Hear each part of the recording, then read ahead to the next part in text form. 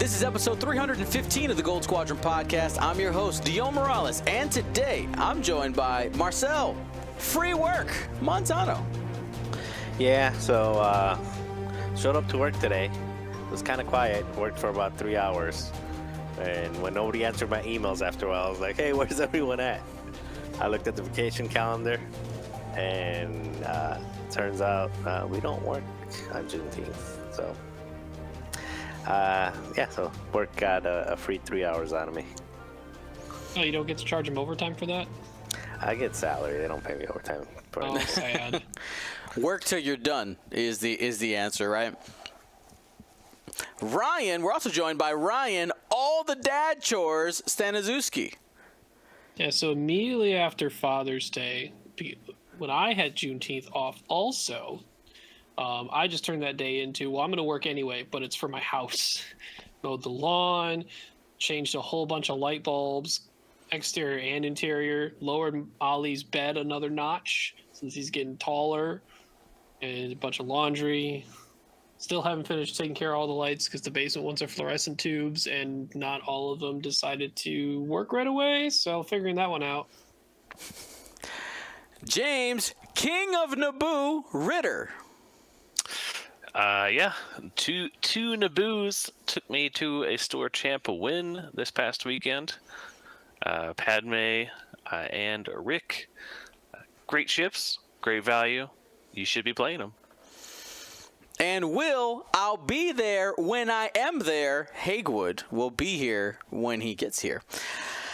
As for announcements and news, James was just talking about it. Store championships are underway. If you haven't played in one yet, it's a great opportunity to not only, of course, the winner gets an invite to Worlds, but just an opportunity to play in a tournament in your local area. Check with your local stores. I know a lot of stores have already scheduled them. Some still have in the future. A couple of stores that are like chains have our X location has it this date, our Y location has it this. Check in with your local stores. If you're going to be in the Chicagoland area or you want to travel to the Chicagoland area, we officially have the date for the Gold Squadron Store Championships happening at Pastimes Comics and Games in Niles, and that's going to be August 26th.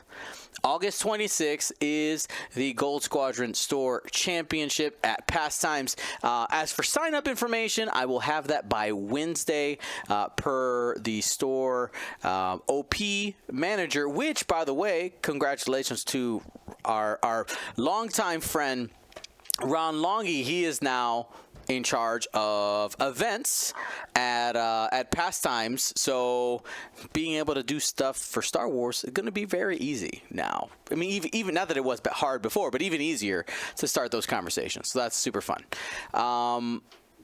Let's make it happen here. Today we're talking about our last two factions that we haven't broken down. But before we do that, we have some other things that we need to cover. Ryan, let's begin with our first little bit of tidbit news. So for people who attended Worlds and was in the main event Worlds, some people may recall that one of the prizes for participation for that didn't make it to Adepticon, and that they would be sending out emails with a survey being for you to fill in your necessary information, AMG requests, to be able to send you the punch boards, the punch card boards, which would be like the base chits and dial covers for the Ghost crew. Really cool. Awesome. Very prevalent for Sabine TIE Fighter users for the Rebels right now. So those are finally making their way out. So you may have seen some emails earlier today that were like, hey, you have accepted an order confirmed from Adepticon. Thank you for your purchase. X amount of money and for shipping, and it says free for the punch board, shipping costs theirs. And then you may have received a follow-up email that says, hey, shipment on the way, order number blah, blah, blah. Here's your tracking number. So people might be wondering, like, hey, wait a minute. Why am I paying for shipping? Well, if you look at least from what I saw, I'm checking my bank account a couple times today. I have not been charged for that at all. as far as we can tell, it's a formality with Adepticon and how they do things within their system to still has to generate these purchases, and it will still show a tracking amount just so that they have that itemized for themselves, I assume. But as far as I've seen, no one's been charged for this. So don't fret. You're getting your stuff. And as far as I can tell, you're not being charged. Because when I initially saw this, the shipping wasn't that much for me. But I could see people internationally could be a much bigger concern. Having an excuse me moment. Yeah, pretty much. Like, excuse me, wait a minute. I know I was supposed to get these as participation. Why am I now paying 20, 30, 50, whatever international to get this to me? So it looks like in some capacity, Adepticon / Asmodee is eating that amount. Very cool. Very much appreciated. I guess if anyone ends up actually getting charged, let us know. Let us know / get in touch with in a professional and polite manner. Get in touch with Adepticon or Asmodee. Probably any email that you've received along these lines, whether it's the survey email from before or these here, would be worth trying to contact, or trying to see if Adepticon directly still has customer service lines available open for you to email them as well. Yeah, my understanding of how these systems work for Shopify, if you have a mass amount of orders, which I mean it's going to be several hundred people, right? They basically dropped in a spreadsheet and press go, and all these emails and tracking numbers were automatically generated. They'll be able to print out the labels, which are all that really matter, because all the things they're putting in the envelopes are the same. They stuff all the envelopes, they slap on the label, throw it in the mail, and it'll get there eventually. All right, so yeah, we wanted to cover that because that set of prizes obviously was really nice and something that a lot of people were excited about and were a little disappointed. But we don't want you to forget that you earn those prizes if you were at Worlds. So we want to make sure that they get in your hands. Now, is there any other pilot from the Worlds crew besides Sabine TIE Fighter that we think is going to be used in a high amount? Sadly, Chopper VCX isn't one of the options in there. I think they did all small base shit. Well, no, they had big base Kanan. People have been flying some Kanan. Mm-hmm. Now, what I wanted to do next is actually, James, you were kind of saying like, hey, I just happened to win a store championship. Let's talk about it a little bit. I don't need a play-by-play breakdown. This isn't Nova Squadron Radio. That's a really old throwback comment. But just kind of give us the overview. A lot of people saying what to that. If you understand that dig, you're an OG. But anyway, what was your list, James? Can you throw a link at me? You're muted. James. Muted got me. I just put it in the notes there. Got it. But it is Republic, of course, and flew at the Demolition Store Champs this weekend. Went 4-0. And had a great time. I had 16 players, so hit that minimum to get that Worlds invite. But I took Oddball and Wolf, both of the Siege of Coruscant versions. Luminara and the Delta 7 Aether Sprite CLT had Patience R7A7 and the CLT config. And the real keys here is the two Naboos. That's two of them, at Padme Amidala with Proton Torpedoes R4P17. That's the Pattern Analyzer droid, and Fire Control Systems. And then Rick Ollie with Juke, Lone Wolf, and R4P Astromech. Had a lot of fun. Only lost Padme one time, and I bluffed, or I guess I guessed wrong on like what his maneuvers were going to be against an Old T and Finn Rao jousting me, and they both went. I thought they were going to go slow because I thought he thought I was going to go fast. He went fast, I went slow, and he just boosted into range 1 and just nuked her. Just nuked Padme right off the board. So it was very sad. Oh yeah, but I did get to do some mean things to Finn on the way out, where I was turning down all of his hits to focuses, and then now he has to spend Fearless and his focus to he only ended up getting 2 results from that out of his 5 die attack, but it was ulti that finished her off. So here's a question. I know that you've been a fan of the Naboos for a while. Handmaidens, they got anything? I know that's a pilot we haven't really talked about. They're like designed to kind of work with Padme. Have you looked at those? I did look at them, but man, they're 4 points, so they're the same cost as this 2 that I'm running with Padme and Rick, and they don't get a torpedo, and they don't get a talent. So the only thing they're getting is droid, sensor, and modification, which you could go with just like a shield upgrade. But that means that you're basically having to run another Naboo with it, and it's pretty hard to keep those Naboos close to each other, especially when they wanted to go fast to get those evades. Got it. All right, cool. What would you say is your hardest objective with this list? Which one did I lose? I think I lost, or I didn't lose any games, but I ended up tying one of the last game, and that was Chance. So Chance was pretty rough, because I feel like salvage I can get by with pretty easily just by either letting my opponent grab some crates and then knocking them off and then just beating them out on attrition, because I have those 2 arcs who are pretty beefy, doing a lot of damage. Padme's throwing the proton torpedo, and Padme and Luminara are keeping my ships alive. So I should be able to stay up on the attrition game against them.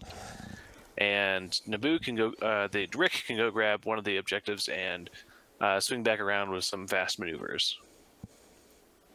So salvage isn't too bad. Assault isn't too bad because I got those medium bases. That was actually one of the games where I just kind of like swept. These are mine, thank you. Yeah. I think I had one of my arcs was on 2, and the other one was on 1, a different one. And so yeah, I was holding down 3, and I was like, "These are mine now. You can go away." So that was great. And what's the last one? Scramble. Scramble wasn't too bad. It was actually that was a pretty interesting game. We went back and forth of like, I'll grab this one, he'll grab this one, and ended up being a really big a cluster right in the middle of the board. All right, very cool. So, I mean, if you're feeling brave enough to try out James' list, we'll put a link to it in the episode description. But you got Oddball, Wolf, Luminara, Padme, and Rick with a plethora of upgrades. Let us know how you do if you end up flying it. All right, so we are going to be, hopefully, if time allows, ending here our point breakdown for all the changes. This has been a great help for me, especially going in what is essentially cold to playing a store championship soon. How soon is that, Marcel? A couple weeks? 2-3 weeks? It's, I think 2 weeks. Yeah. 2 weeks. Marcel said you have to play. Cool, thanks. And so now I have to play. Have I picked a list? No, he was trying to ask me about it today during the movie. I don't know. I don't know what I'm going to fly. Ships. They'll go Zoom. If you got suggestions, let me know. You can fly my list. Goes fast. That's too many triggers for me to remember, I think, having not played as much lately. But what I want to hear about is I want to hear about our prequel factions. And let's go ahead, James. Let's start us off here with the Republic. So starting with the ARC 170s, I don't know how much I can say this, but value. Value is how I can say this, because these guys are priced aggressively. I think we're having stream issues, maybe? It seems to be... Looks good on my never side. mind, sorry. You're good. It was just my side. And so most of these all went down to a point. So most of the named ones are down to 4 points, except for Sinker, who's still at 5. But he did go down. And most of them, or all of them, lost some loadout, the ones that were still customizable, but still have a pretty generous amount of loadout, 9 for Jag, 7 for Oddball, and 9 for Wolf. and Sneaker still has a pretty chunky 15 loadout. And I don't think there were any other changes for their slots. But yeah, those Siege of Coruscant arcs are very, very strong. They can definitely take a punch and keep going. They can deal a punch Wolf at 4 points, just getting the extra reroll at the front, the extra down at the back. Such great value. Oddball was a key player, I'll say, for this weekend for me, with those handing out free locks on red actions and red maneuvers, which count. Red focuses count there. So if you do the bump red focus, that does count, and you can hand that lock to anyone else at range 3. Look at this target lock. Super sweet. Including yourself. Including yourself, which then could Wolf bump a could ship. use. You could bump a ship in front of you and then lock a ship past that. That's some If shenanigans. they're at range 0 to 1. If they're at range 0 to 1 of Oddball when he does. Yep. Yeah. But Wolf can use Oddball's lock when he is shooting. So I found myself taking the lock on Oddball because I could use it if I needed to with that double modded focus and lock, or Wolf could use it if he needed to. Nice. And it's like R3 Astromech for Wolf, basically. Lets him use his lock and use Oddballs. So great value there. For 12 points, I'm not sure there is a stronger start than Oddball, Wolf, and Jag. Theoretically, that's 12 easily shootable points, but they are going to hurt you back. Yeah, that's true. They do get burned down very quickly if they are focused. But if you can provide some protection in the way that I was this weekend with Padme preventing focuses and Luminara especially preventing those turning down hits to focuses, which is basically like a one-time jam. Just to make sure you're not pulling Marcel here, you did allow your opponents to still do their regular full. Basically, you can't Luminara them if they have your friend in Bullseye, right? Right. Yeah. Which I was very careful to do for like setup. Like I made sure that like if I was setting up second after my opponent and we were like lined up for the old GSP joust, I made sure to like set off my ships like to where I'm not getting bullseyed by them. Nice. All right. It seems like with the ARC 170s, they've been trying to find that sweet spot for them where, because I feel like it's either feast or famine. They're either like, oh, they're cheap enough, throw as many of them as you can in a list, or too expensive. I do find it hilarious that the generics are still just 5 points. That is such a like, we don't want you to use these.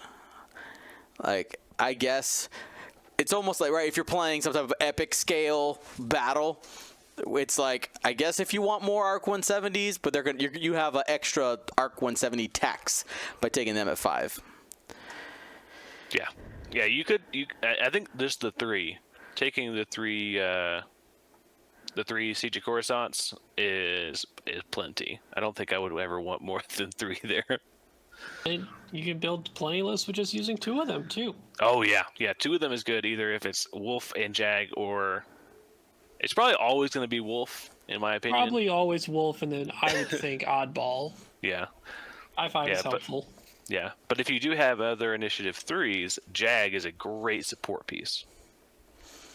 All right, well, let's keep it going because we got some tweaks here at the BTLB Y-Wing. I think the best looking Y-Wing out of all of them. Ryan? I think the Resistance Y-Wing looks better.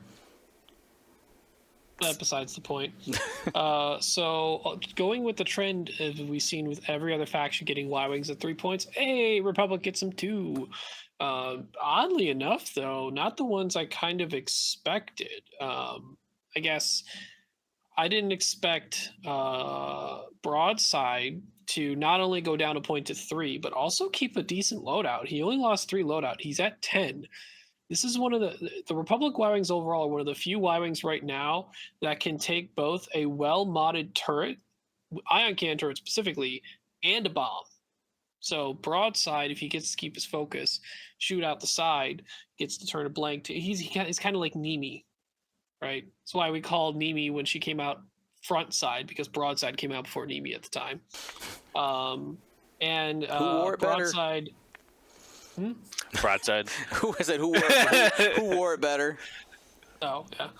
But broadside did lose a gunner and torpedo, but I think talent, turret, astromech payload mod still pretty good. Matchstick went down 2 whole points from 5 to 3. I never should have costed 5, to be honest. That was Never should have costed 5, but probably shouldn't also cost 3. But there's a lot of good 3. The 3 slot in Republic is very good, to where I still don't know if I take the Y Wings anyway. But has 9 loadout, same slots as broadside, and then we have R2D2. This is the one I kind of figured might go down to 3. It's 3 points, 9 points of loadout. Still keeps that sensor slot, which is only available to R2D2. Has still turret, keeps the torpedo, crew, payload modification. So you might be able to work some weird stuff with a 3-point Y-Wing in Republic that has crew, like Hondo's 8 points, but then you don't get a turret. And you're just kind of a floating Y-Wing out there, easy for pickings. But I don't know, people could try some stuff. He has some interesting slots available to him. Besides that, all the other Y-Wings that didn't go down, Anakin went down 3 loadout, kept 6 cost. Oddball Y-Wing is still 4. Goji is still 4. Goji increased 4 more loadout available to him, and Oddball gained 3 more loadout. We're getting closer. For Goji, it's coming. Little by little, they're just going to start letting go of the reins. Chaos will ensue. He's still 4 points. Yeah, it's true. I do like the... But he has triple payload. I don't know if I ever noticed that before. Yeah. He's had triple payload, yeah. I do like how they are doing. They're reducing their squad points down to 3 for some of them, and also reducing their loadout value to compensate. But then also for the ones that didn't go down, they're still giving them some love taps, with Goji and Oddball going up in loadout, and then Anakin and was it just Anakin that went down a couple points in loadout? Yeah, Anakin's the only one who lost loadout that didn't get a reduced squad cost. Probably fair. He was pretty strong, but still, 20 points in loadout is still plenty. All right. Well, those are the BTLB Y-Wings. Here's a question. James, you fly the Republic the most. Do any of these scream value? Are they still just like not quite cheap enough yet? Man, the Matchstick and Broadside double modding their ion cannons is just so good. Like basically guaranteeing an ion on most attacks especially if you're getting a range 1, almost a guaranteed ion, or a guaranteed damage at least. That ion cannon can't just like give you an extra damage there, or an extra potential for damage. So, and also bringing bombs. I did go up against a Broadside and Matchstick list before, and it was tough. I focused them first because I did not want to get bombed to death, because they brought I think one of them brought thermals and the other one brought seismics, so did not want to mess around with that. So it took my focus as far as like target priority. So I mean, I would say that's value. I think you can mess around with one of them. 2 of them, you get maybe a little too much investment into the Y-Wings. It's the 3-point slot is just so competitive. The contrail and click still exist there. You still have Axe and Kickback Torrents for 3 also. For socks. Yeah. Yeah, the sock versions, the good ones. Barrage rocket. Yeah. Yeah. So it's so stacked of a 3-point slot that I don't know if I have time for the Y-Wings. Yeah. But if you do, broadside or matchstick are both great options. You can even take a. Oh no, they don't have any. They don't have any kind of munitions anymore. They just have the payloads. So Turret say you could take payload. a. Yeah. Also lost their gunner, so no veteran turret gunners. That's what may have thrown it At over. this point slot available, I'd be going for that 1 point agile gunner, help broadside Yeah, out and yeah. The matchstick. 1 point agile on broadside especially, but Matt or broadside that's okay, but matchstick really wants that arc pointed where he's going to go next turn. All right, well, let's keep it going. We have the clone Z95, just a couple of tweaks here. Marcel? Yep. So the only changes here are to boost and stub, and they both went from 3 points to 2 squad points. Boost and slider. In boost, in boost's case, he went from 8. Actually, they both went from 8 loadout to 3 loadout. So they both went from 3 points to 2 points, 8 loadout to 3 loadout. And basically, this just gives you a ton of flexibility with your squad building. Anytime that you have a 2-point ship, gives you a ton of flexibility. When you have 2 2-point ships, that gives you even more flexibility. So I've been looking at Republic a lot. I've flown it a couple times during the week with different things, and I'm helping, just giving feedback to a team and the Italian team for their the team championship, like the XTC, but the in-person XTC. Mm-hmm. And seeing their ideas and I love especially Slider. So Slider's ability, for those of you who don't know, he can basically every other turn he has two recurring charges. Spend 2 charges to change your 2 bank into a 2 side slip, and depending on the rest of your list and how you choose to fly Slider, it gives you the 3 points. Is a very it's I don't know if it's intentional, but it's very useful because you can throw dedicated in there to if he's going to be part of the scrum, being able to take that strain to help somebody reroll a defensive die. We know how useful elusive is, so it basically gives the entire list elusive in exchange for a strain to a ship that's 2 points. That, or another way to build him because of his sloop thing, is just give him Lone Wolf and let him hang in a corner, collecting objectives and just staying out of trouble in terms of not get shot at, and just have Lone Wolf to kind of keep him alive because he's going to be out doing his own thing, slooping, impersonating Han Solo on the edges. A very P-gun shooter, Han Solo, but basically just he can go and get his own 2 points back pretty easily. And boost ability is basically during the engagement you can boost. You can perform a boost action at the start of engagement, which is very helpful. It's also very hard to remember because I flew with both boost and slider in one of my games, and I always forgot. I always forgot that was a thing, and there were multiple situations where I could have boosted him out of trouble and kept him safe, or did something, put him in better position for the next round. So that's kind of, or boosted him to activate his dedicated on a friendly that I knew would get shot. Like there's things that could happen with the boost ability and engagement at the start of engagement that I just forgot. But I think the biggest thing is because in my opinion, the Republic is, at least from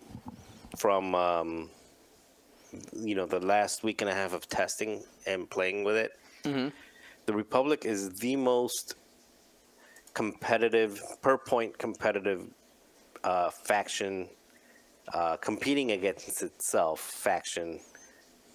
Period. Like, what I mean by that is, at the 3 and 4 point level,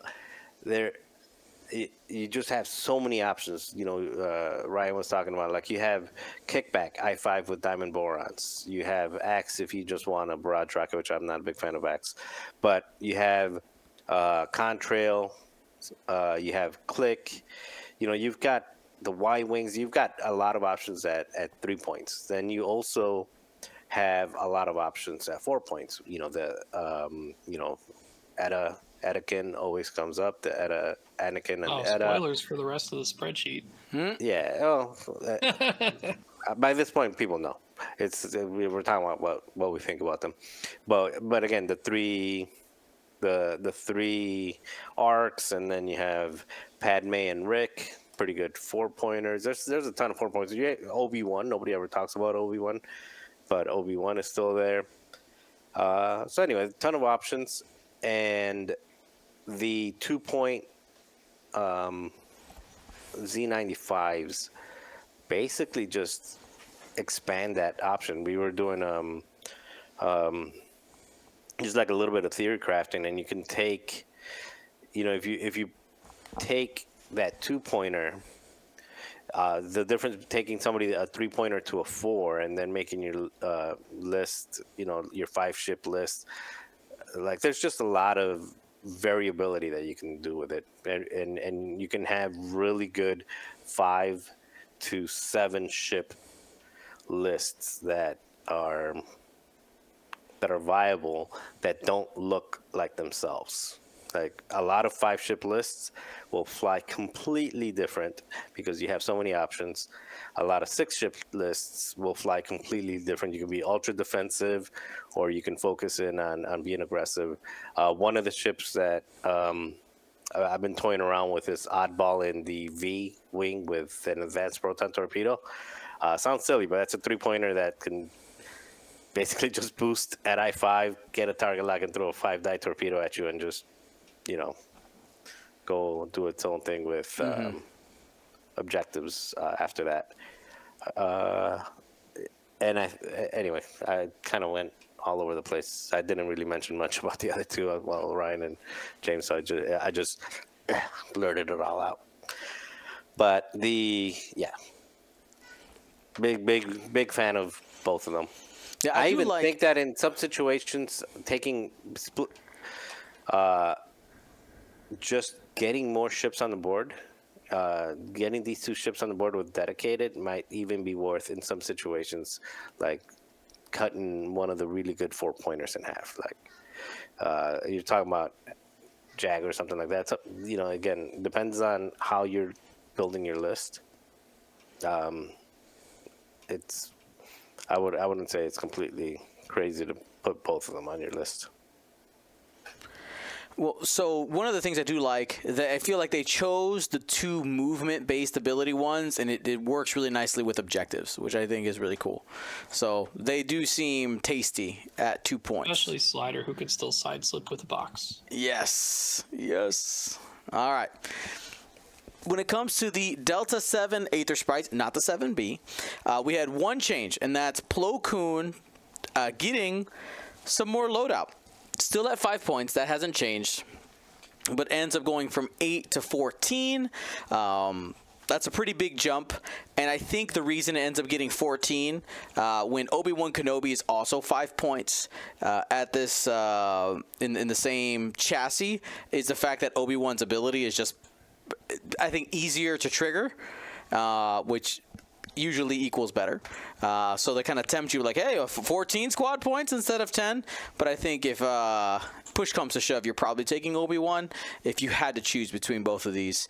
Unless there's some kind of cool wombo combo you could do with 14 squad points, which I'm not sure, boys, if you have anything that 14 does that's super special.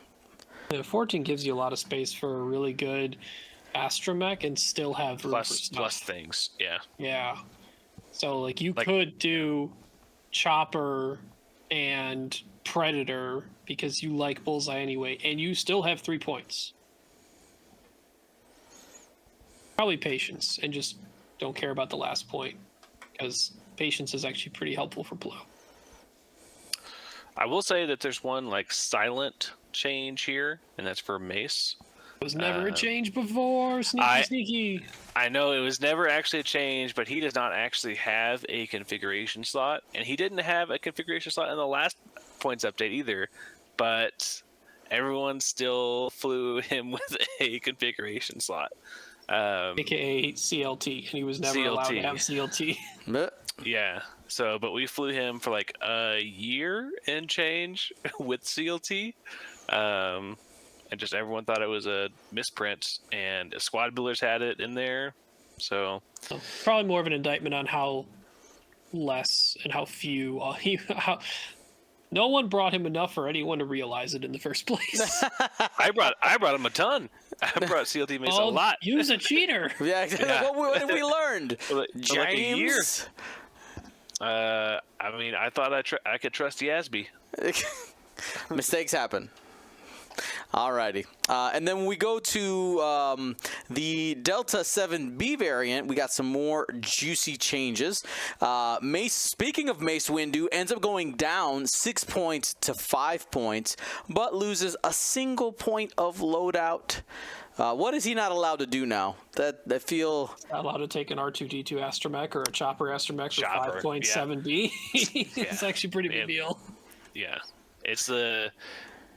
I mean, you can still do it with Barris at 5-point squads. Yeah, big difference having 3 force versus a single force, though. Yeah, and a real ability versus not an ability. So Yeah. Hey, if it's boxes, Barris has a real ability. if it's boxes and you line it up perfectly and you haven't used that force already, sure. Yep. if.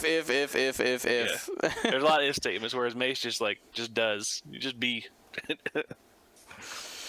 Awesome. Mace is actually pretty good at 5 points. It's Nick Tobin's been flying them at a couple of the tournaments that we've had to pretty good success, and he's been loading them out with the pattern analyzer droid and heightened perception, which gives you the initiative 7 attack if you're either going to get initiative killed or you have an opportunity to do an initiative kill on an I6 that. And Mace is one of the best things about Mace is that he's one of the Jedi that are rarely force starved. Yeah, with that getting the force back with a K-turn. So that's like 2 force at the beginning of the round if you're planning to do a red maneuver. And an action because of the pattern analyzer droid. So it tends to work out pretty well. Awesome. And then our other change, another Plo Koon temptation. Plo Koon going from 17 loadout to 19. Please take Jedi Master Plo Koon into your home. Please, instead of Obi-Wan Kenobi, maybe? Please fly him with Wolf. Please. Maybe you could trigger his ability from Plo this time. You could try real hard. Awesome. 19's a lot, so It maybe. is. Look at all the room for activities. Love it. We finally got Will here, Hey! sneaking in. Wait, hold on. We can't hear him yet. We can't hear him. Give me a second. First things first, William Hagewood. Are you good, man? Are you okay? Do you need a hug? I got you. I'm so powerful after my power nap, it seemed. I was like, it's like, I got plenty of time. Let's sit down and relax. Wait, you and Marcel are both nappy today? Jeez. I know. We got demons to fight off, and I also took a Keep it 20-minute nap today. I did. well, I didn't expect to nap, but I'm here now. Also, all your points about points outmaneuver is why you should be looking at things over 12 points with talent slots in these Jedi. Oh. Good Anytime you point. have- Yeah, for 7Bs. Yeah, maybe Ain't- not for Adas. Well, speaking of still ADAs, Will, what were some of the changes that happened with the ADA 2s? Oh, there's a bunch. First off, the regular customizable Anakin going down to 5 points with 15 loadout, and the Siege of Coruscant Anakin going down to just 4 points. What a steal. A lot of the ADAs are 4 points right now. That includes the customizable Shaak Ti and Yoda as well, though they did get some reduced loadout in there. And we see the Kit Fisto, who originally apparently didn't have a cannon when they came out, now gets a loadout bump to 11, which would be plenty to afford his new cannon slot. Man, 4.8s are interesting. I still don't know how they power rank versus other, like the CLT versions of these pilots. But as Marcel said, 4 points is a sweet spot that you're looking for. You can really slot it into any list. You could also actually just fly 5 of them if you wanted to. That's true. You can run SOC Anakin, SOC Obi, Shaak Ti, Yoda, and Kit Fisto. All of them. That's a lot Good luck. of ADAS. I will say that I think Shaak Ti and Kit Fisto still have plenty of loadout for the build of 5-site. You still have 3 of the CLT Jedi and then 2 ADAs that can take the 4-site upgrade. Still very terrifying. All right, cool. Let's keep it going. Ooh, Gauntlet Fighter changes. Oh, that seems worse. What happened here, James? Well, it's a story of gauntlets here. It happened to all of them. Bo-Katan did go down from 7 to 6 squad points, not making up for losing almost half of her loadout here and losing double missile, but did gain an illicit slot for both the Night Owl Liberator and Bo-Katan. I think your cat's causing some extra noise in your mic. Bad kitty. So that extra illicit, or that first illicit slot that they now get for those gauntlets is pretty huge to get something to help you with those red maneuvers, like Overtuned or the Contraband Cybernetics. So either of those, or just another illicit that you really like to take, is now an option for you. But that 12 loadout is going to be painful to spare with so many good options for that loadout. Only 12 for a large base 6-point ship is going to be hard to choose. So probably not taking any gauntlets in Republic. Sad. The Gauntlets just want a chance. They just want a chance to bring destruction. They had their chance. They killed him. We'll get to one. All right, Ryan. Looks like somebody got put in timeout. Here with the Lats. Yeah, the Lats got smacked again. Well, a Lat. So Hawk, who used to be 5 points, Right. and had 12 loadout, which was fine. Like you could fit 7th Fleet Gunner, Agile Gunner, and whatever else you had left. Now Hawk is 6 points, so you can have all the loadout you want. You got 25 of it, but I ain't taking a 6-point Hawk. I don't know about you guys. Nope. No thanks. So now there's only 2 5-point Hawks left, or 2 5-point Lats left. There's the generic with 7 points of upgrades. No thanks. And there's Sicko with 12 points of upgrades, which, sure, I guess you can take barrage rockets with saturation salvo, because now 7th Fleet Gunner's 13 points, and you can't even take it on Sicko anyway. That's sad. Lats. Wrecked. All right. I hope when they do another prequel scenario that they just give us like a lat that shoots really good. Like it's actually a gun ship, not a support ship. It's a gun ship and scares people. Fair. I mean, that's. I think it'd be cool to see some type of. Oh, here we go. Let's cook something up. What would be a different? Oh, Ryan's got. He's got I don't it know already. exactly where you're going, but I think I know where you're going. I but mean, if you were to redesign or design a second lat, what would be like its ship ability?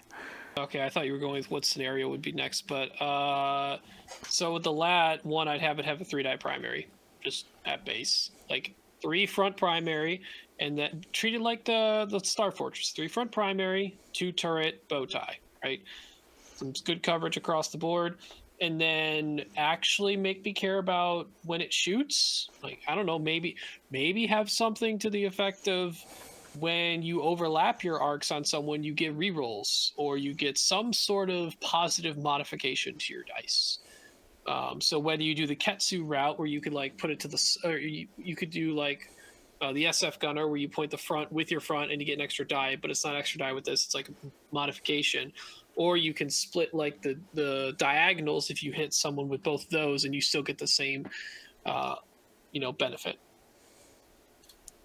I think that would be cool. They Of can do like, a ton of stuff. yeah, if you are in to art, like if you, when you're firing, if the defender is in 2 different arcs, like the front arc, the side arc, rear arc, you get to add an attack die, or they gain strain before the attack, or they reduce their agility, something like that. That'd be pretty cool. Give Like, them, it's really hard to get those that line them up, but if you do, you're gonna pay. change a blank to a crit. Those laser beams hurt. Ooh, Give me guidance chips. yeah. The chips. I just want the chips. They just have so like it in everything you see from the prequels. They shoot and kill so much. Granted, they're mostly ground units, but they look cool when they do it. They're shooting everything. Fair. I mean, maybe the configurations or version we have now is more of the gunner and crew carrier version, and the other versions that they could have are more of the fighting variants.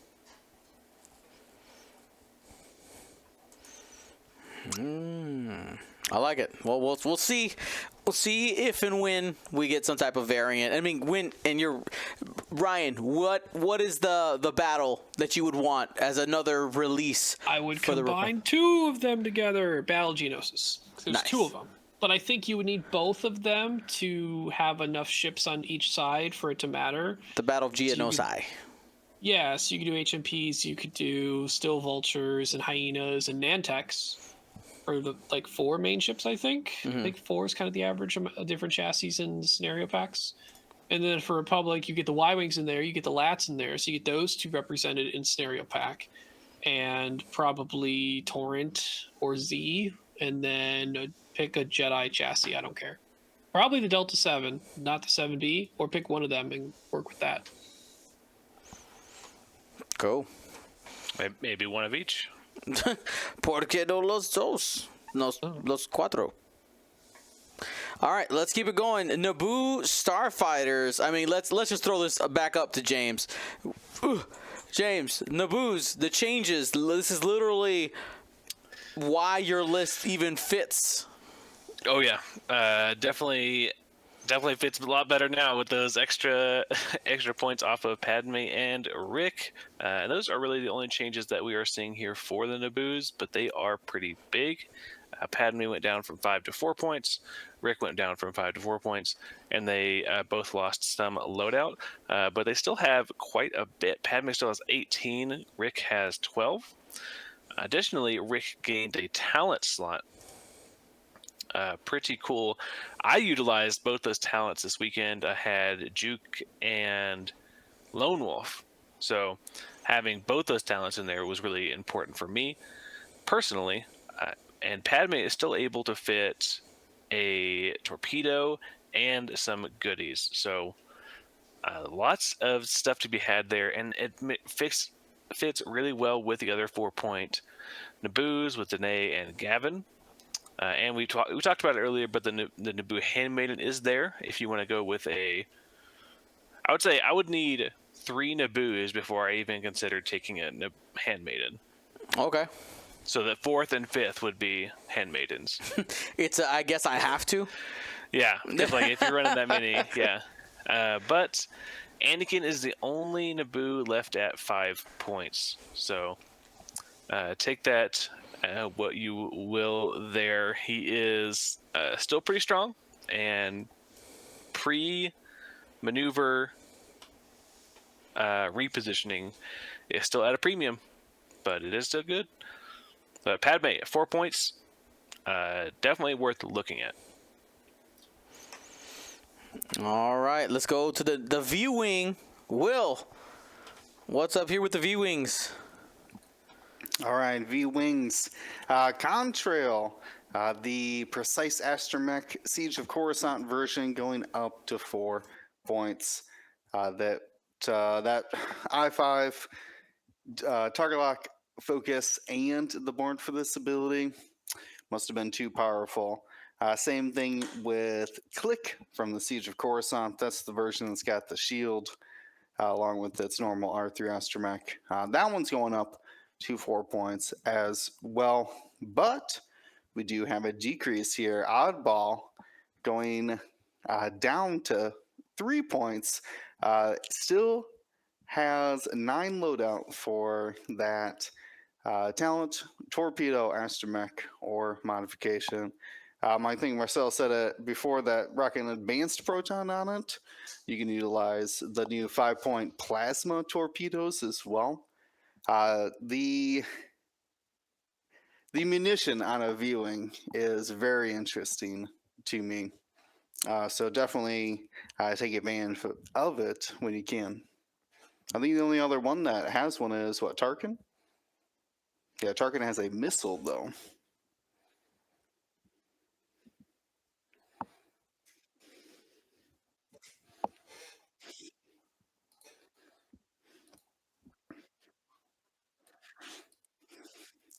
Click. I mean, I might. No, customizable.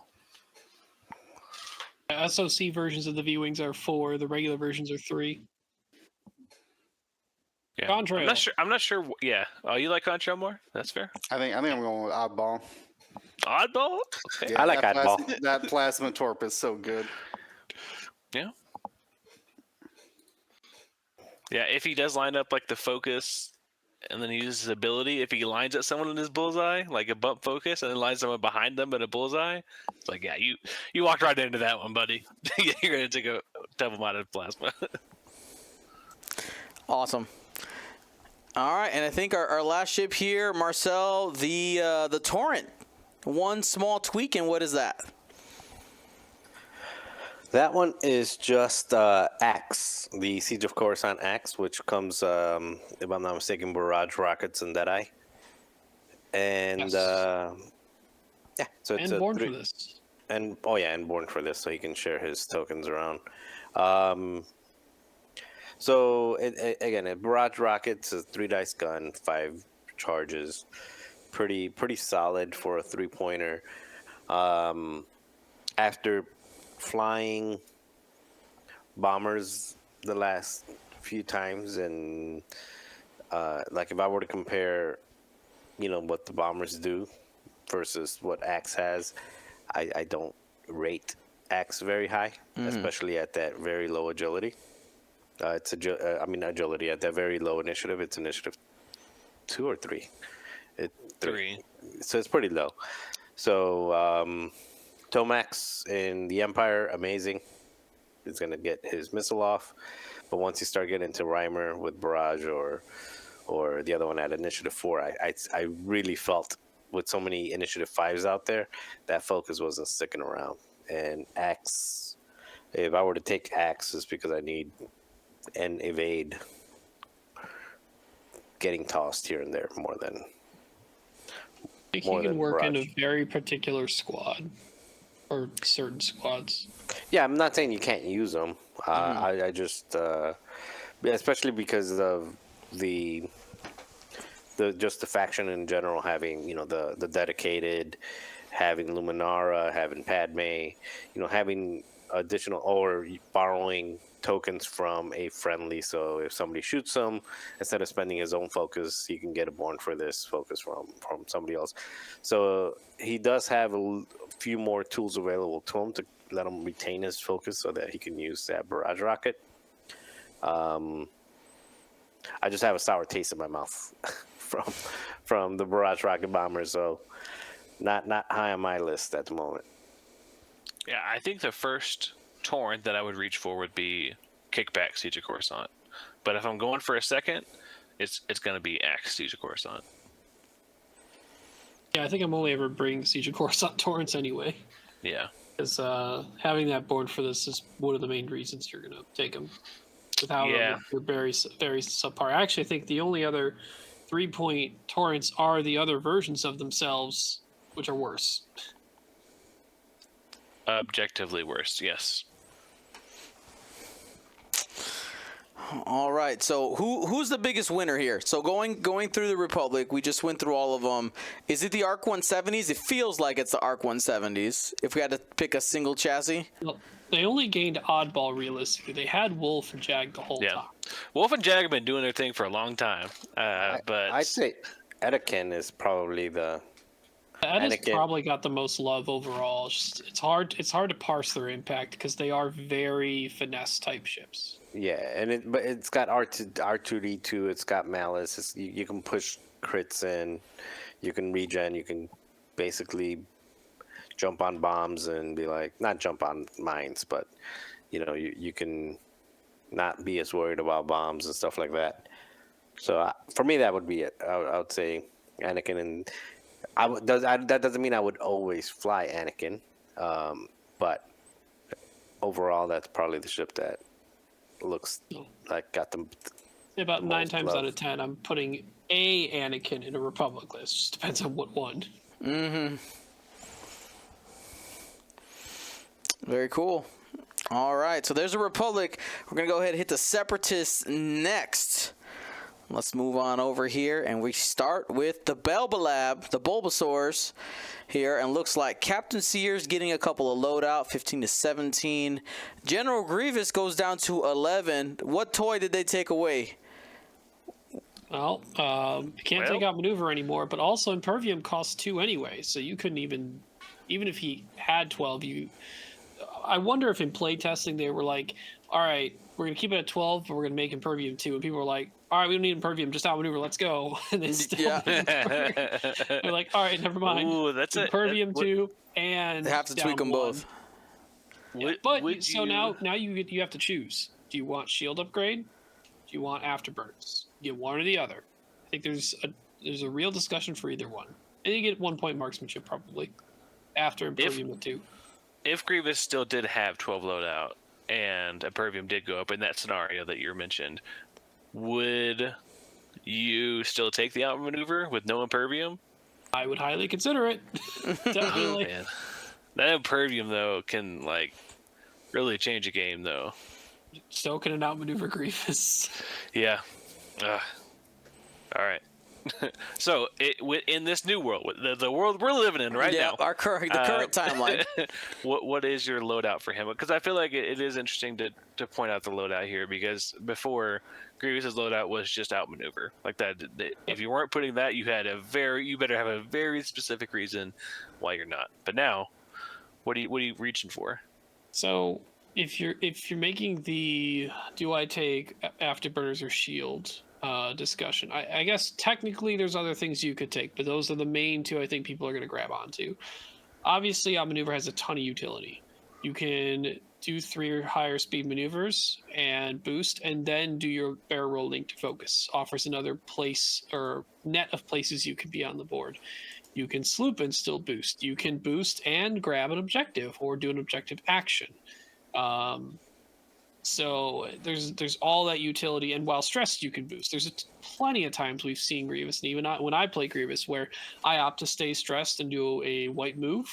It's what I need to do, and giving me the opportunity to boost after that is helpful. But then there's shield upgrade, which I've tried more recently just to make, because I thought Afterburners was the default. Like, yeah, I'm gonna just take this. Shield's been a little more helpful than I expected, and not in his overall health, but it's hard to tell because you need to be able to talk to your opponents after a game and really discuss if they, because the thing is that Grievous as himself without the shield already hard to kill. Many opponents may decide I don't want to deal with that, and because he doesn't have outmaneuver, they may not see him as much of a threat. So either they play chicken with you and you go at them, he has another whole shield to play that game of chicken longer and wait till they commit in, or you have more health to then go in and then blow past them to get to your initial target, past whatever ship they're challenging you with. Or they don't look at you at all because you don't have outmaneuver anymore, so you aren't as potent, but now you are outside of arcs more. So it may be a win-win, but you don't have the Afterburners utility. I don't know the right answer yet. I'm trying them both. Is there any credibility to a Procket on them? We never If see his rerolls would have worked with a non-primary attack, yes. Oh, that's right. They don't. Yep. When you perform a primary attack, I was going to say like double modded 5-dice sticks. No. Would be great. Nope. Alrighty, and the other change was Wat Tambor, couple more loadout. It's one of our 4 cost pilots. Probably not going to be shaking up the world. But hey, if you really wanted Wat, you got some options now. Now, I'm seeing a lot of changes here in the Tri-Fighters. James, tell me this tale of the Tri-Fighters. Oh my goodness! Well, if you believe Ryan, there's nothing to see here. There are 2 things to see. I'm a big fan of Tri-Fighters. If I'm flying Separatist, I'm going to find a way to put a Tri-Fighter in it, and probably an Antex. But we're talking about Tri-Fighters right now. Fearsome Predator, the 3-pipped Tri-Fighter, went down from 4 to 3. Lost almost all of its loadout from 16 to 3 loadout. The Flak Arfok prototypes, which is the banned one, this is the look at your dial one, went from 4 to 3. The one that we really care about, though, the Siege of Coruscant, is still at 4. So if you're still wanting to fly those I-5 Flak Arfok prototypes, they still are 4 points for the Siege of Coruscants. But all of the other Siege of Coruscants did go down, including DIS 347, went down from 4 to 3, and DIS T81 went down from 5 to 4. Also, we saw some changes with DIS 347 customizable, went from 4 to 3 and lost 10 loadout, and T81 customizable went from 4 to 3 and lost 9 loadout. And even the generics, the Colicoid Interceptor and Separatist Interceptor, went down from 4 to 3 with no changes to their loadout. So, really, can anyone please fly a Tri-Fighter? AMD is begging you. Please do it, yeah. Oh, I'll fly one. Is that Volan? No. Oh, really? Who is it? Siege of Coruscant T81. Funny reroll, man. Reroll everything. Just take strings. Oh, the and funny reroll. Everything. Yeah. I do like that one. I haven't played with him yet, but he looks super fun. That might be the best 4 points in Separatist now. Oh, Outmaneuver, Afterburners for 4 points, 3 die attack, 3 agility. So he's like almost like the best 1v1, like 1v1 me, bro, ship in the game. Yeah, super don't get shot by a whole lot of opponents in the same turn. One at a time. Do not, but that is super interesting. You said the Siege of Coruscant one, right? Yeah. 4 points. Right, so used to be 5. You didn't pull it up, but I'll go ahead and read it real quick if everyone is not aware. It's while you defend or perform an attack, you may reroll any number of your dice. So like super Boba Fett all the time. Then, if you were defending, gain a strain for each die that was rerolled, and if you were attacking, gain a deplete for each die that was rerolled. And it still Note has that no matter how much calculations. strain you get, they're not cumulative. You still just -1 until Right. you clear them. And also, that ability doesn't say if you're not strained or depleted. You just keep doing it, Yeah, even while you're strained or depleted anyway. yeah. So basically, if you get into the trap where you're constantly, if you are strained and depleted at the start of your activation, you could just I guess now I'm a 2 attack 2 agility ship that gets unlimited rerolls. Yeah. If you ever have a time where you're starting your turn and you have 2 or more of one type of those tokens, more so the strain, the deplete, you can deal with. But the strains where you living is the problem. You need to know when it's time to leave and not be part of the fight for a second. And it's probably when there's more than one person looking at you is when you need to leave. You probably took that many strain because many people were looking at you, or you took a really big attack and you went, "Oh, well, that's a whole lot of blanks. Time to re-roll." It's funny 3 when strain, people yeah. people ask about that. They're like, "Man, wouldn't it just be terrible to have that much strain to deplete on your ship?" Yeah, but I'm alive, right? Yeah. Guess I what? lived. I saved my 4 points. Yeah. Yeah, you have to go find another way to kill it. It does have outmaneuver as well. And afterburners. And yes. afterburners. Yes. What? For 4 Okay, points. all right. You keep talking, Ryan. You're gonna keep convincing me here. Spoiler. So this ship, because mathematically on defense dice, a calculate token, basically a single eyeball result has less of a chance to come up on a green die than a blank. Your default action with this ship is evade.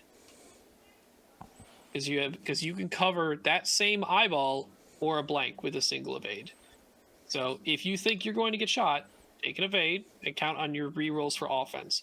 Yeah. If you are convinced there's no way they're turning to look at you, or whatever they look at you with is not a threatening shot, then you can take the calculate because that can help your offense. So that's the barrel linked evade, and it's Or a just boost. white evade. White evade. But the boost is linked into the calculate.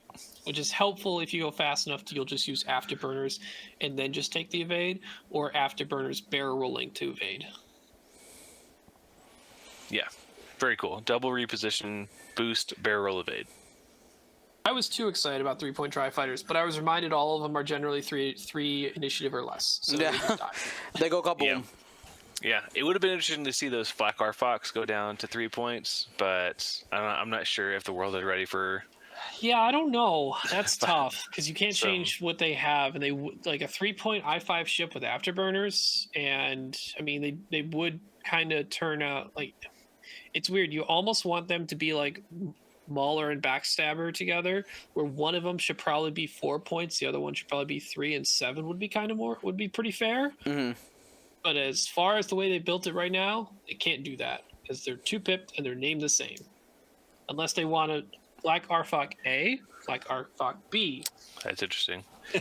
Yeah, with those afterburners and then the evasion sequence to get the white evades after turn your red evades into white evades if you're at range 1 of a rock. So like Debris Gambit, man, that would be a pretty spicy 3-point ship, but. Still at 4. Yeah, and I've tried Volan recently. Best I could come up with was Shield Elusive, and he's still pretty. He's a single modded ship that with 3 hull. He'll live a little bit, and he'll die. But I mean, very very maneuverable though. No afterburners though. Yeah, no afterburners, but like And you still can take getting afterburners, but you lose a whole health, and you do not have rerolls. Yeah, Well, you might have 1 elusive reroll. yeah. Still doing like red maneuvers and still getting actions though is pretty good. Yeah, if you can you have land to- it. You have to fly Volan in a particular manner to where you can use red moves, because people like linking with these, but you want to try and maybe put yourself in a better position through links or just repositions before the turn you're about to go in for your first engagement, and then plan on doing a singular move without a reposition the best that you can, so that you can then do a 5k, 3k, one Talon, whatever, to get use out of his ability. Don't force his ability though. It's good, but if not repositioning is in a terrible spot for you, you should reposition if it's a much better spot for you. Overall, super interesting. The pieces are there if you want them. There's lots of options at 3 and 4, but may get overshadowed by some of the other ships, namely the HMPs. Which we'll get to here soon. Ryan, fire sprays. Are you buying? Are you selling? Are you staying? Well, on principle, I hate them because they're not droids and they're scum adjacent. But that's besides that. Give in to your hate. Aura Singh is 7. She probably should have costed that originally. She's got 10 loadout instead of 18. Still no crew slot. Probably necessary. She gained a talent. She's never had a crew. I don't think she did. And maybe okay 7 points. I think the real winner here is Zam went from 9 to 8. It didn't lose any loadout. Django lost 5 loadout, so now Django and Zam have the same exact cost in your squad points and same exact loadout. And Django only has 1 more illicit than Zam. Other than that, all their loadout slots are the same. I think so. If you are an avid Fire Spray player, people have already tried out both of them with a 4-point thing. I think it's viable. A 3 ship list. People are like, "Oh no, you can't do anything with all these ships on the board." I don't know. Double shooting Fire Spray with Zam that doesn't have to do front back with the double shot. I mean, Veteran Tailgunner did go up to 5, I think. Notorious went up more to 7, and False Transponder codes went up by 2 to 5. So their kits have been adjusted. Yeah, all their toys went up. I like between the two. If I had to pick one, I like Zam much more actually. Sure, I6 good, but Zam outputs so much more damage when you have the ability to shoot back in the same arc you already have shot from or haven't shot from yet, and plan on trying to double tap. Her ability is scary for most people. She can get Contraband, Dooku Crew, and Notorious with the title, and I think that's it. Still a very good kit though. Giving Zam Notorious makes her extra scary to shoot at, which gives her extra probably living time on the board, even though she's 8 points. So if you're not in Zam's arc, you can shoot her. If you are in Zam's arc, nope.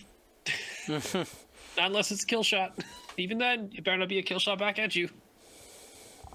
Yeah, just having Zam ability on the board is enough like pause for your opponent that they may make a bad choice, and that's all you need. The thing is just that they them can to make a bad choice. Right choice by not shooting her, and she could then use the thing that says, "Oh, you didn't shoot me. I'm going to shoot you." Yeah, I do love the bluffing. The bluffing is very fun. You've activated my trap cards.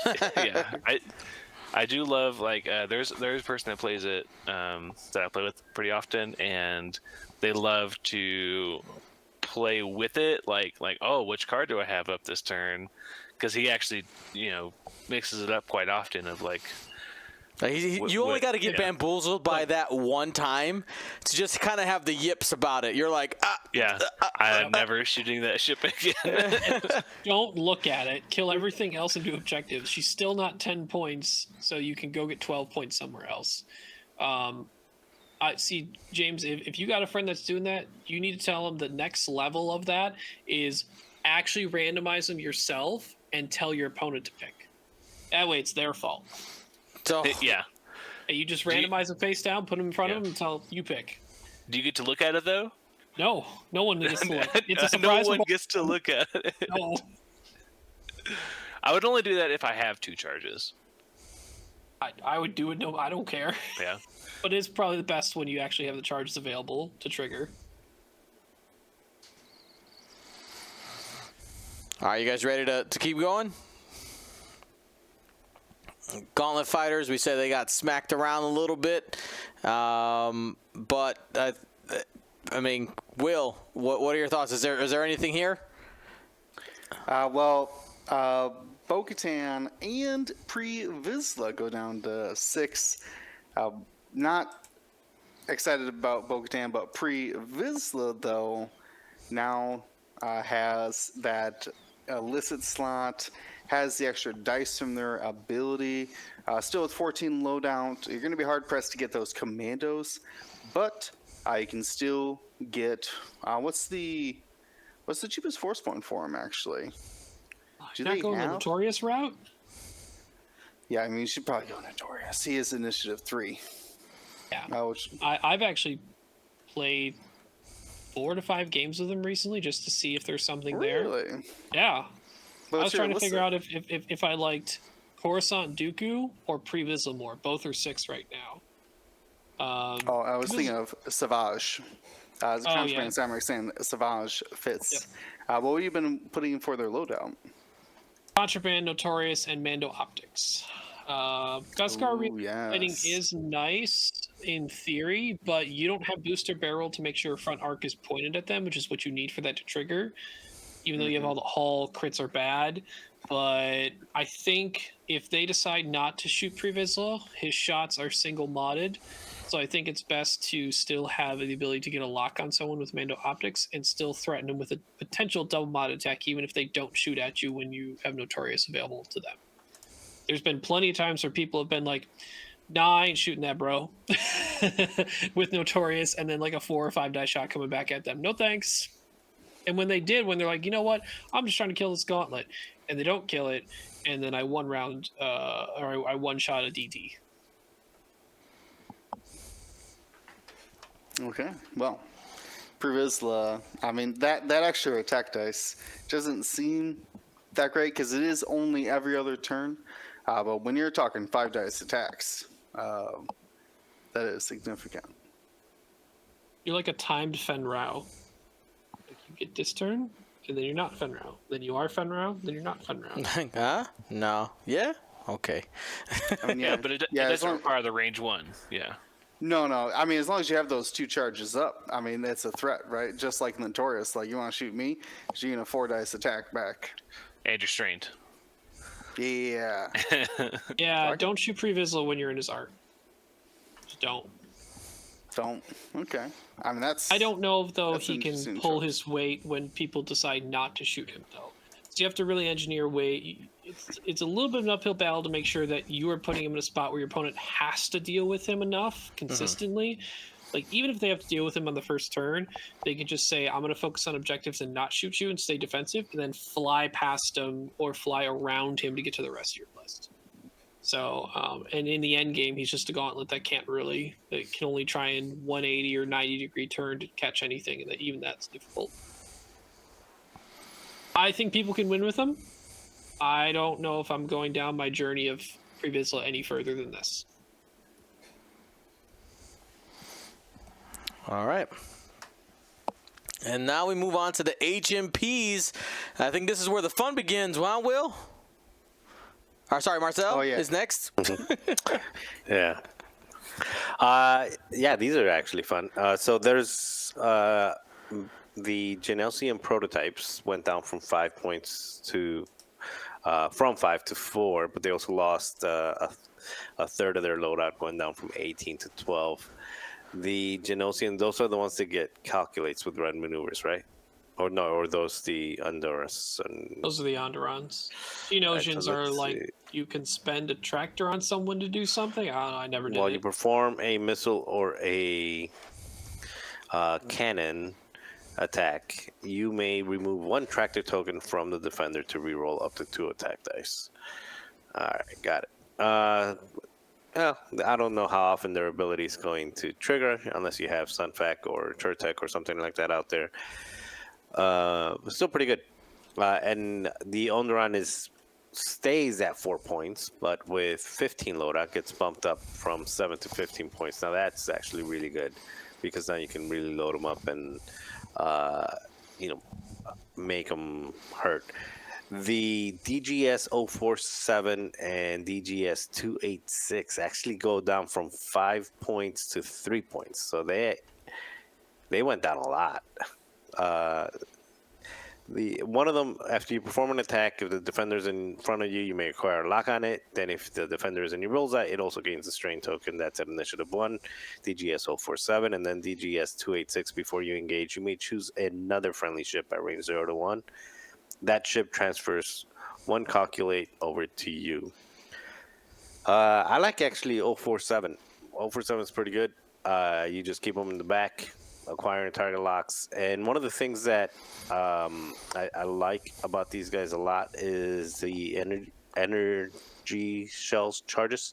Okay. So you it used to be people like, what do you got? You can get energy shell plus cluster missile, so that way you have a range 3 attack with your calculate, and then by the time that the rest of your list is acquiring target locks and giving you those rerolls from the target locks, you've got the cluster missiles available with multiple mods towards different ships. So that's something nice from the DGS 047.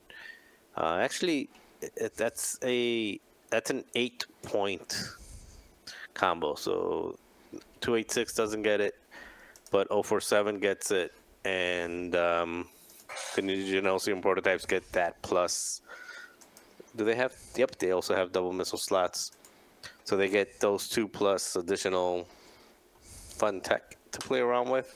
Mm-hmm. I've not played with them at all. I actually don't play Separatist almost at all, but I've played against them, and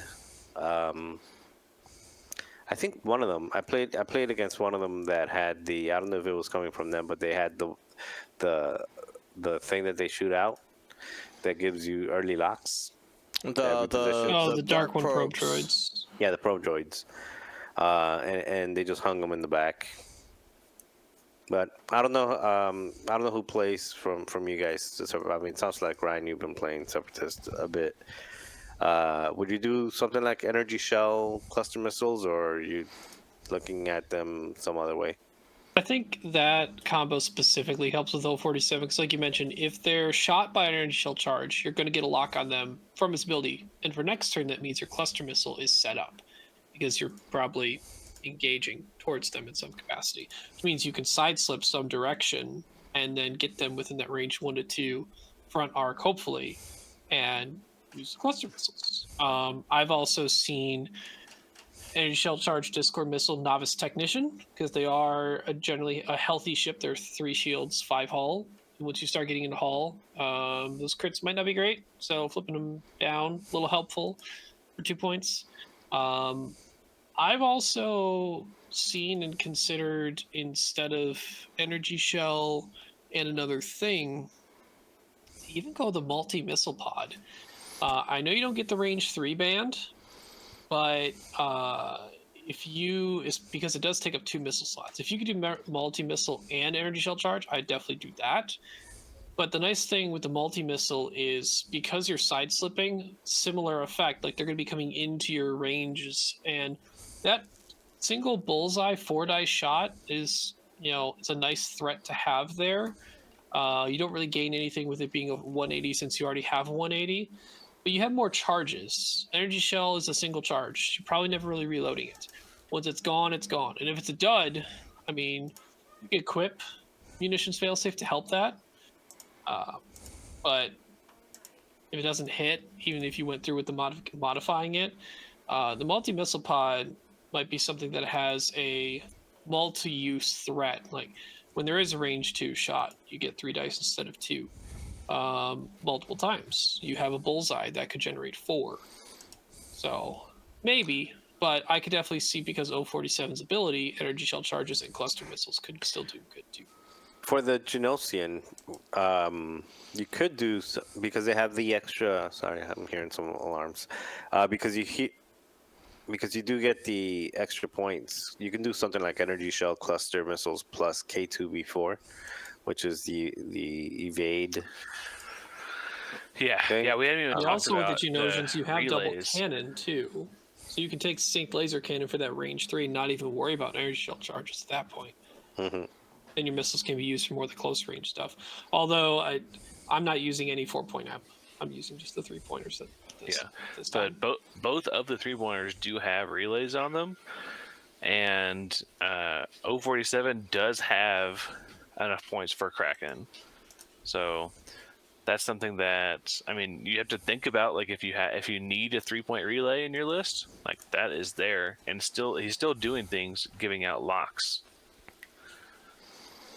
Well, he's getting a lot for himself. Yeah, but then other HMPs can use it. other HMPs can use it. Yeah, Oh, sure. yeah. But that is In my all of your mindset, I'm loadout, still though. using one HMP though, and the Kraken does use your whole loadout, which means you don't have any additional offensive tools added to your ship. I think one of the Or you cheaper. can go K2B4 and then like a that. missile. Yep. Because K2 Unfortunately, does work really well on those guys. K2B4 likes droids that have independent calculations. Independent calculations win it by 2 points. So it does hurt some chassis' ability to bring some stuff, but I don't know many network calc lists that I like anyway. So Kraken helps net calc lists. K2B4 helps in indie calc lists, but K2B4 lets the HMP have more offensive tools though. And I think net calc is still, I mean, any droid centric swarm list right now is still subpar, I think, right now. So somebody proves it. I mean, yeah. I believe in one person. Isophane. Yeah, I believe in Isophane. That's about it. There you go. If you want to be added to the list, let us know. So Hyena's got no love, right? No love, no changes. Is that just like we're not really sure what to do with these guys? They're okay, I guess. They're in a good spot. Yeah, I think they see play. 4-4 from the Caesar Coruscant. Now with that 6 dice advanced proton, it's been doing well. People like the independent bombardment drones as well. Yeah, that's probably the one I've seen the most. Well, Yeah, they did lose Sad their proxy bombardment mine. drone. Yeah, that. Yep. So people have been looking for other alternatives to fill that gap. So, I mean, they're still better than Vulture. But you gotta pay for it, though. Mostly 3 points. Gotta pay. All right, so we got a couple left here. Nantex class starfighters. I see Chertek and Sun Fok going down 1 point. So you got 5 to 4 for Chertek. Sunny going from 6 to 5, but their loadout going down. Does that mean you're not able to run both Gravitic and Ensnare now? Ensnare is 10 loadout. So that's the only upgrade Chertek gets. And Sunfac can take Gravitic and the Ensnare. But you do have options of Predator and Targeting Computer if you want more offensive focused mods. I think at 15 that's Crack and Targeting Computer along with Ensnare. If you are willing to risk the target lock in that situation. I see the target lock as more of a jam deterrent early game for 1 point, because Sure. when Sunfok gets jammed, Yeah. extremely sad. He basically gets his action token as his only modification. Yeah, that's true. No And dedicated, no not selfless, nothing like that to help him out. Yeah, more dice is modification on attack. Well, not technically a mod, but it definitely helps. I actually think there's a play for Treacherous on him. I was gonna see if anyone was gonna bring it up, but yeah, there's a lot of ships on the board lately. That could be fun. I like it. Alrighty, let's keep it going. The rogue class. Oh, full overhaul here. James, why? Yeah, tons of changes. Turns out Dirge at 4 points was amazing. Anyone else at more than 4 points was not great. So bringing them more in line with Dirge instead of the opposite, which I think is a good thing. Instead of bonking Dirge on the head, they're going to just bring everyone down to his power level. Come here. So him being I5, he saw no changes. Still has that 4-point squad and 10 loadout. But the Magna Guard, the Cad Bane, IG 101, IG 102, and IG 111 go down to 4 points. So now every single one of them are now 4 points. And all the rest of them also lost loadout in varying degrees. Some losing about half, and others losing only around 6 or 7. But the Magna Guard Executioner actually did get a 2-point loadout bump. That is one of the generic ones, so not a big thing there. Something interesting though is that Cad Bane is at 4 points now with 13 loadout still, so still has a ton of room for different toys, including, I know Marcel mentioned it earlier, but I actually did play someone that was running Cad Bane and the Dark One probe droids. Mm-hmm. He was using Cad Bane to throw the probe droids for his droid friends, and then decloak away the turn after. You can't decloak and shoot it at the same turn, but it is. Or actually, because you drop Dark Ones at your end phase, right? In the end phase, and then they move in the system. Okay, that's right. So you can drop it and then decloak. Correct. Yeah. So I was thinking about the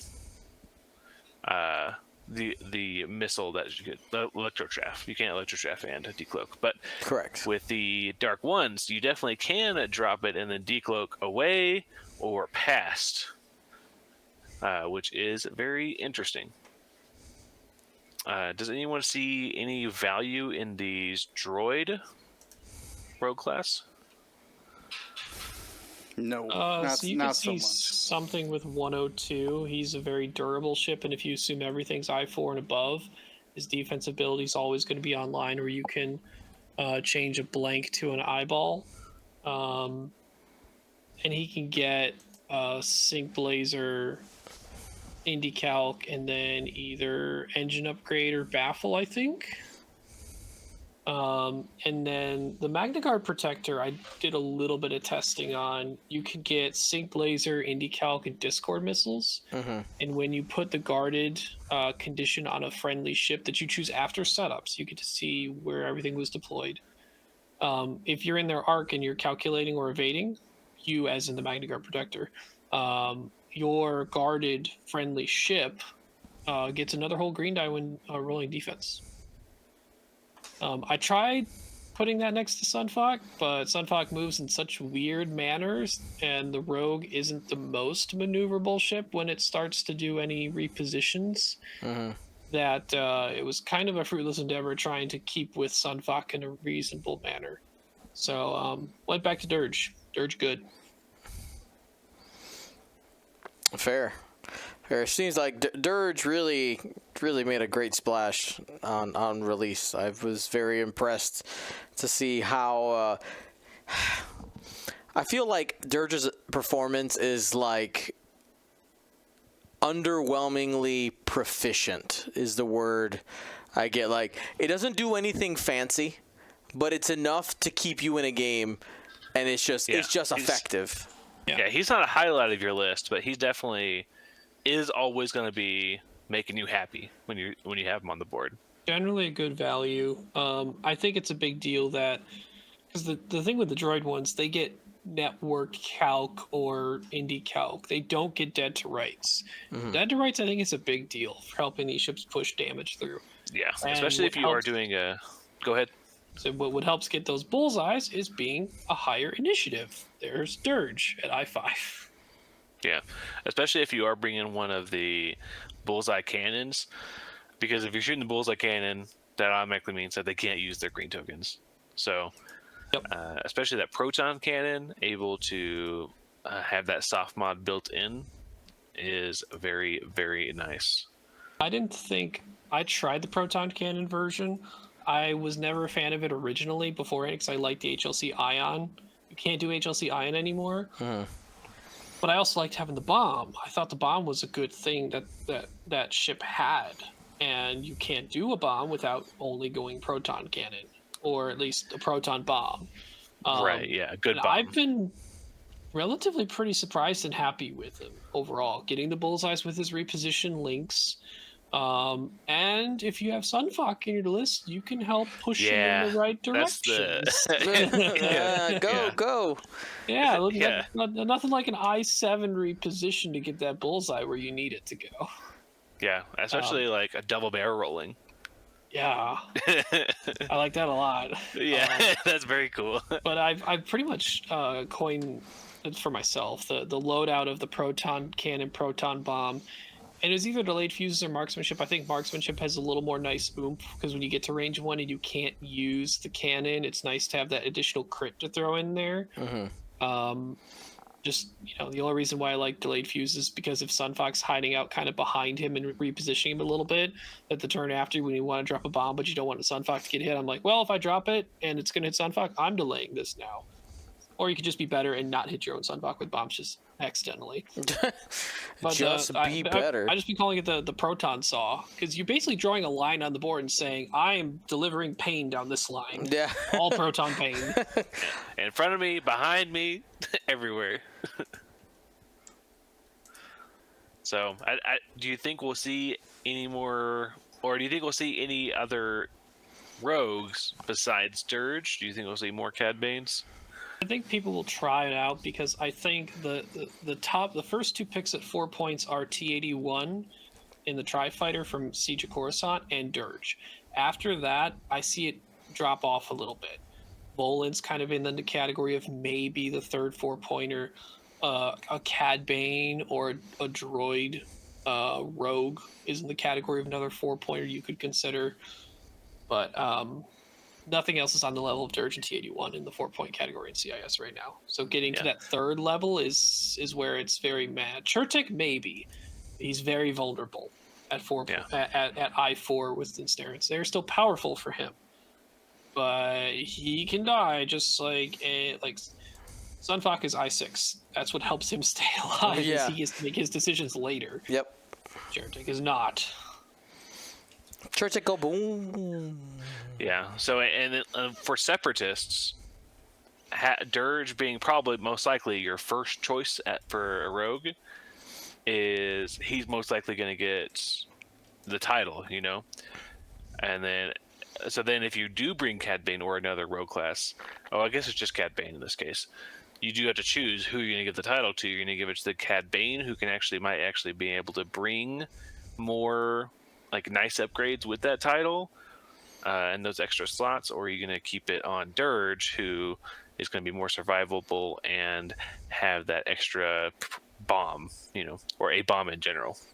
I think Cad Bane Bane being at I4, the HLC Ion's kind of where I start with him. Just Well, let me have full R coverage. Cad Bane, if you're not using it somewhere else, is without the title, is having the more points can get the proton cannons, Notorious and Deadman's. So he can get the Notorious on there, a Deadman, and still have the proton cannons. And Dirge, because he has extra points, depends on how you're using them, you could just throw a bomb on there.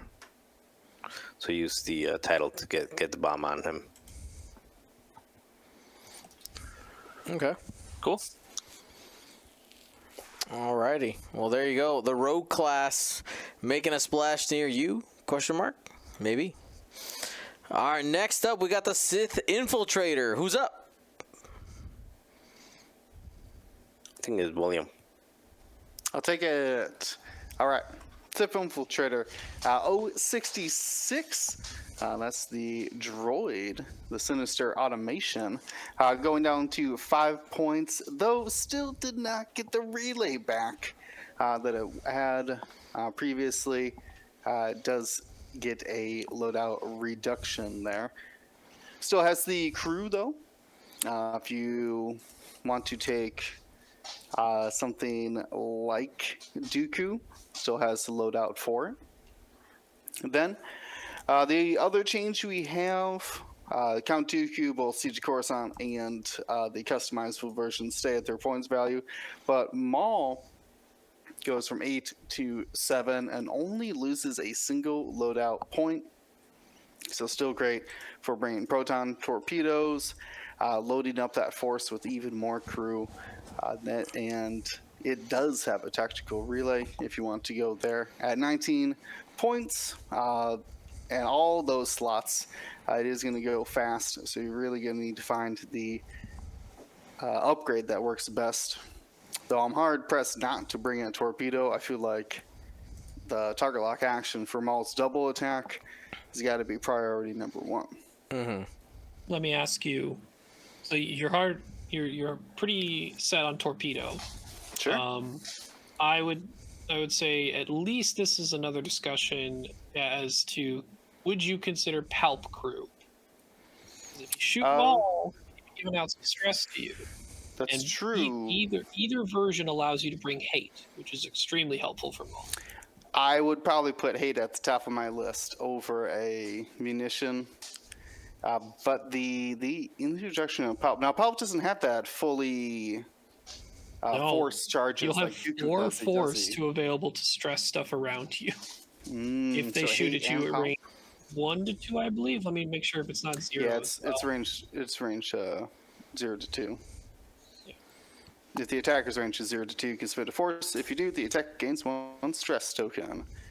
So hate, 4 force, and what the equivalent of rebel captive out there. Right. Yeah.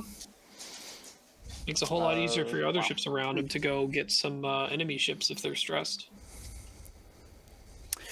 Yeah, this could be the way to go if you're trying to do more of, we saw with Dooku, like the stay cloaked version of flying around the scimitar. This could be a great way to still punish those attacks on you, even if you're not shooting yourself that round. Yeah, and Chancellor Palpatine even said it doesn't say if they're not already stressed, so they could end up double stressed. Yeah. I like that. And you don't need to have your full force to do it either. You just spend a force.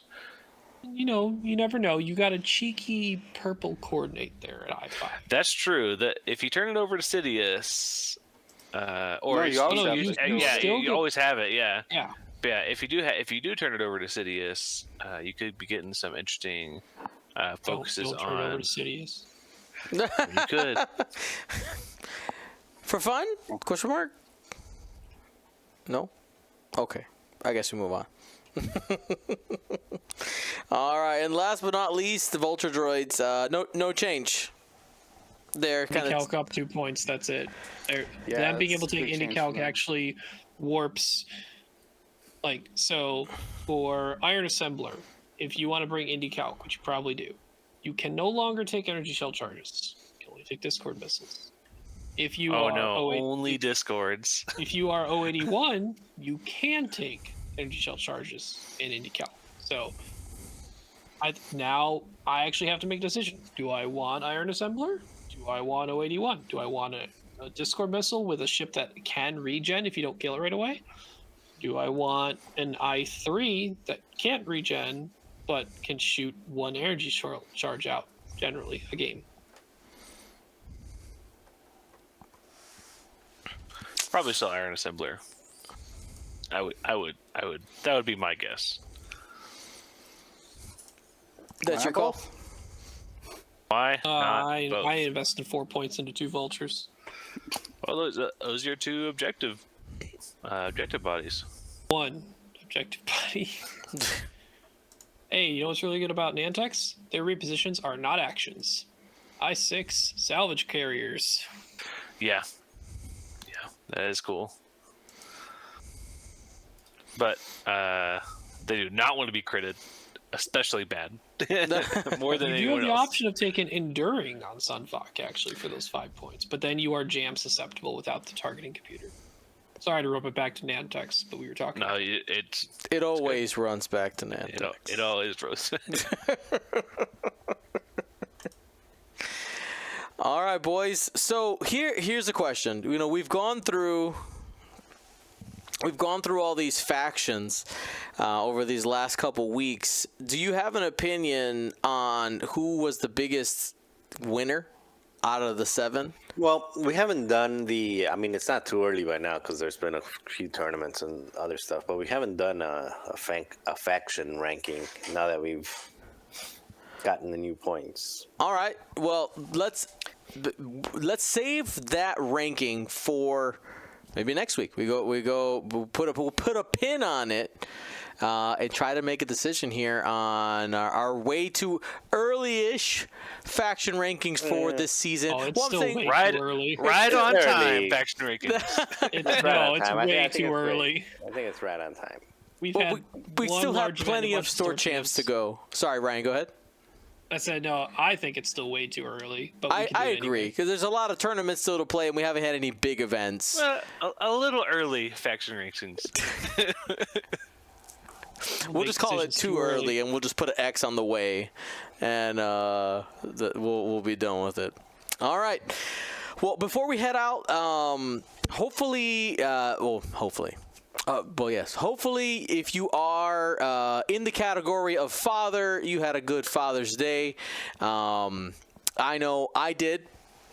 Father's Day highlight for me was I did a father-daughter dance at an Irish dancing fesh. Marcel has seen the video evidence of me getting jiggy with it. All right, literally dancing a jig with my daughter, and we won first place. Felt really good. Oh, actually, wait, I was supposed to.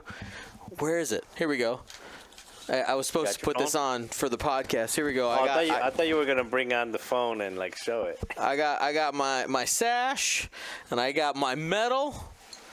All right, like that's kind of big for my head because it's there. You go, first place in the Father's Day fesh. Ryan, you had any Father's Day stuff going on this weekend? So the family has been doing a lot of like traveling and going other places for a couple months actually. My sister's wedding was just a couple weekends ago, and plus many of other things leading up towards it. So it was very much we kind of want to just chill at home and relax. But Sarah made some awesome brunch and dinner for me and Ollie and herself. So we had like pancakes and some lunch items for midday, and then she made teriyaki salmon and new red skin potatoes recipe that she tried. Those were really good. Spoiler: when you bake red skin potatoes, instead of cutting them all up, cut them in half, score them, put them face down onto like the little bit of butter and like the seasonings, and then it will like soak upward into the potato through the scoring. So don't cut them, you just slice them down like halfway or 2/3 of the way through, so that they kind of open up a bit and they'll soak everything up. Using some So good. capillary action over here. Yeah. That's cool. That's cool. Marcel, I think you said you hung out with June a bit. Yeah, we went to the Oak Brook Mall, walked around the mall for a while, went to go see The Little Mermaid. Great movie. Eric got a personality, which is, I don't know why I'm satisfied that Eric is not just pretty girl, must marry. Like Right. I mean, that's good. There's actually like something there. So good movie. We hung out, just the two of us, and it was it was a really nice day. It was like 100 degrees out. It felt like 100 degrees out. But other than that, it was great. It was a warm one. Yeah. All righty. James or Will, do you guys do anything for Father's Day with your families? Will is my family on the weekends. Yeah, we played Diablo. Nice. That was I guess our Sunday event. I didn't do much else otherwise. You guys gotta still send me your Blizzard. You don't send me your character name. You gotta send me your Blizzard ID, Oh. similar to. It's like the thing that forgot. has the hashtag on it. Yeah. I gotta send you the hashtag numbers. That's right. Yeah. It's going. You know what? I doubted it. I finally decided. I also to pull, doubted. to pull the trigger on it. I'm pretty surprised You know, overall. I think you've only scratched the surface. I think because I played 2 characters now, but you've Yeah, only really like- played the one. Yeah. Are you guys trying? I'm in Act 4. I'm actually trying to go What? through the No. story. Oh my goodness! No, we're like No, scratching we're- Act 2. No, I'm gonna hit 50 before I hit Yeah. Act 3. Well, I'm That's true. level 40 something, and I'm in Act. Yeah, so are we. I'm still in Act 3 of getting ready to start Act 4. No, we barely started 2. All right, I know how I want to end the podcast. Well, we'll end the podcast, and then I have a fun activity for us to kind of end with our podcast after dark session here. Thank you so much for hanging out with us, and hopefully you have a great week. Talk to you next week. Be smart and be safe. Gold Squadron out.